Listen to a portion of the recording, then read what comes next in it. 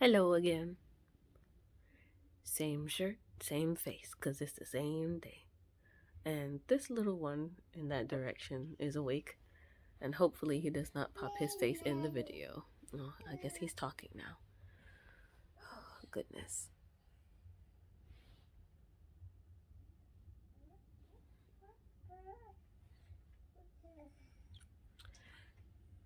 So yes, the little one is awake, and he's talking.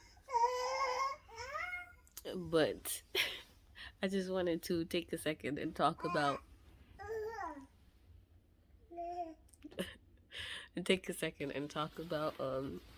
my escape when I was much younger. I'm not sure if I've ever said it, but I'm 28. I look very young, but I am 28 years old. Um, I'm a mom of four, and here more recently, I've been revisiting the things that I used to do when I was younger that brought me a lot of joy. He's not gonna let me do it. All right, Gritzy. So yeah, the things that brought me joy when I was in my teen years. Reading. Reading has always been the most consistent form of escape for me, and I still read. And the books that are my all-time favorite for this year are The Ray Bearer. Thank you for the sound effect. He's one. And he found a cooler bag. Okay, yeah, let me not get distracted. So, yeah, my favorite books for this year that I've been recommending to everyone are The Ray Bearer and The Redemptor by Jordan Ifueko. I think it's Ifueko or Ifuko. I'm not good on pronunciations, but those are my favorite books. And a friend of mine actually um loves Black Arthur. That word is hard for me to say. It's a culture thing. Why it's hard for me to say, but Black authors, and she recommended it to me, and it took me a little while to read it because I was like busy. I think at the time I was in between jobs and I was driving for Uber, and while I was doing delivery for Uber Eats, I ended up buying the audiobook and finally listening to it, and I was hooked. Like the whole story, the Ray Bearer is the one that started it for me. And the Ray Bearer, it's about a young girl named tarisai. I'm not gonna do too many spoilers, but it's a young girl named tarisai who her life just starts out very difficult, and she doesn't know much about it because most of her time was spent being away from her actual parents.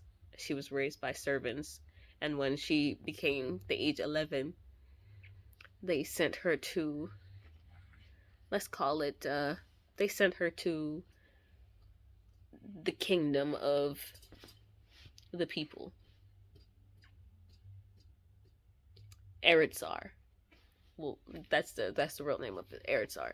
They sent her to, it was like the emperor's or like a king's um palace, and I guess they sent a lot of gifted kids there because she had the power of touch, where she can touch something and see the memories from that specific item.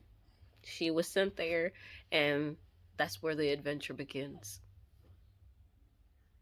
She goes through many, many tests to try to be anointed onto the young prince's council to become one of his council members of 11. And from there, the prince gains his immunity to different things that could kill you. So once you gain all your immunities, Nothing can kill you except for old age. So, immunity to drowning, poison, being burned, those kind of things. But the whole story is just very interesting, and that's just the very first like piece of it. I definitely recommend reading it. It has powers and talks about demons and is fantasy, honestly. And it's, for me, the setting just screamed Africa, like Nigeria, maybe Lagos. You know, like it's powerful. And then the Redemptor, the sequel to the first one, like it's beast. And it actually took me like 3 or 4 days. I read it on slow days at work, and the imagery in the books are just amazing. The descriptions, amazing. One day I'm going to do some fan art for this, but I definitely recommend it as a read, and I'm going to insert the pictures of the books. There's a UK version that's really cool, and then there's the American version of it. The book covers is what I'm talking about. And I really enjoyed those books. And usually I'm one of those people who are like, I can only read a book once and then I have to wait like 5 or 6 years to read it again, which is why I don't buy books. I just go to the library and borrow books. And yes, but that's definitely something that I would love for my collection whenever I get a collection. I used to have a collection, but I realized that I was running out of space. And I also have like tons of children's books too. But that's going to be a part of my lifetime collection whenever I get a nice bookshelf.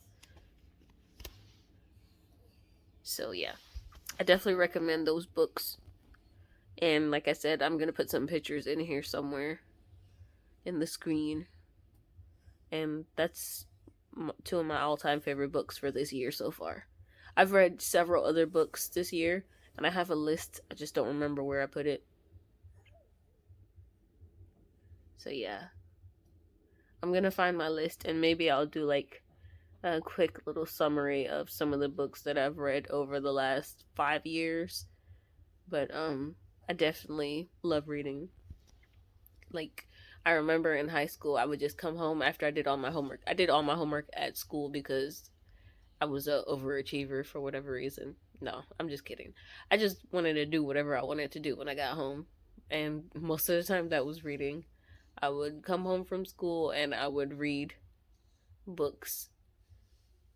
If I was sad, I read books. If I was happy, I read books. And I read the whole Twilight series in like a week. I remember, like, if I get a good book, like some people say they read books to fall asleep. If I start reading a book and it's good, just know that I may get 3 hours of sleep that day. Like, if I'm reading a good book, I am staying up and I am reading it. I wouldn't call myself a speed reader, but if it's a good book, like, I'm definitely gonna be burning through those pages. There's something very nice about having a physical book. It's the smell of it. I don't know. I guess it's like the smell brings back memories.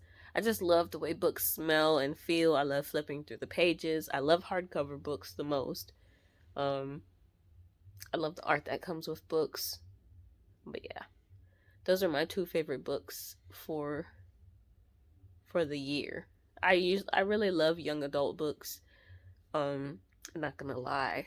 I also love some black romance books. And like I said, I can put together a list and talk about a few of them that I really liked.